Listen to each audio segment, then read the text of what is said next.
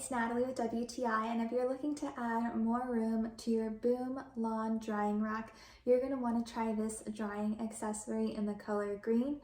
I love how vibrant the green is and how easy it is to use.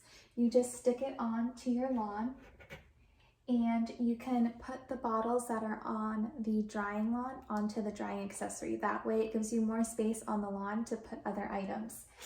So you can see here how easy it is to just put the bottles on the drying accessory, and that just cleared up so much room. So now I'm able to put more things on my drying rack. Let me give you a closer up view.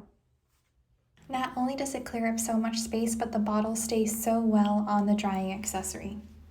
So if you're looking to save more space on your drying lawn, you're going to want to try this accessory from Boon.